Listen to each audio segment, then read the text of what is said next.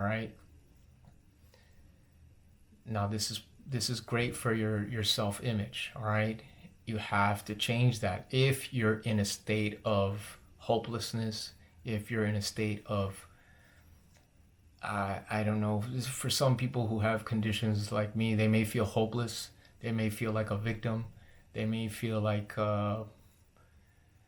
it's gonna affect the rest of their life, and it will. But what I mean is, in like the feeling that they get that they have to dwell on it, and then they carry that feeling or that thought into everything else, is not a good thing. All right, because now you're detrimenting yourself because you're not giving yourself a chance in other areas of your life. This may be medical and it may, affect you greatly everywhere else, but you should go in with everything fresh. Now, if you have depression, on the other hand, then that's something you really have to take care of with a professional.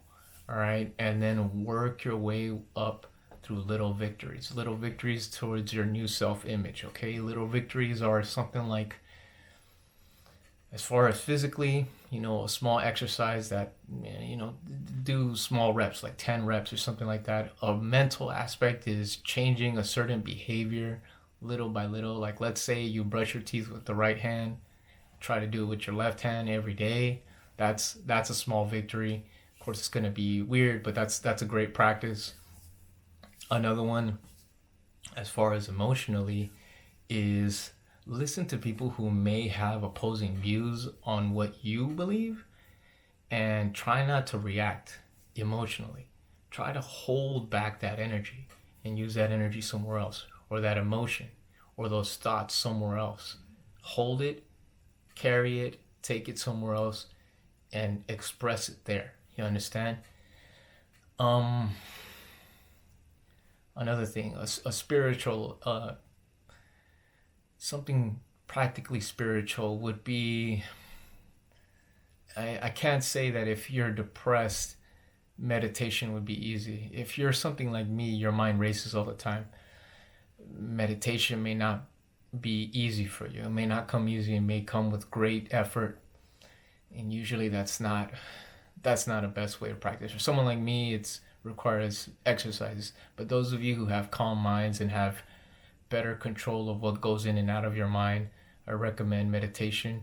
And nothing too serious, maybe like 5 minutes. You could put a 5 minute timer. I know some people say 10, 15, 30. For me, that's ridiculously long.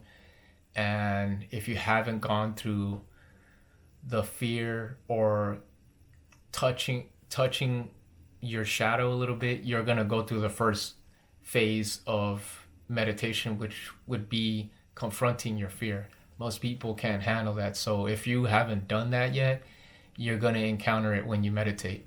So that's the first stage. Remember that it's gonna take a while for you to pass that, because it's gonna overwhelm you with fear, and then you just have to accept the fear and allow the fear to pass through you. Think of the movie Dune, the new one. All right, that's a perfect example of the mother teaching you how to do it, and same thing with Paul Atreides, where he goes through the test. It's gonna be the same thing. You're gonna be overwhelmed with an emotion, and you're supposed to stay in it.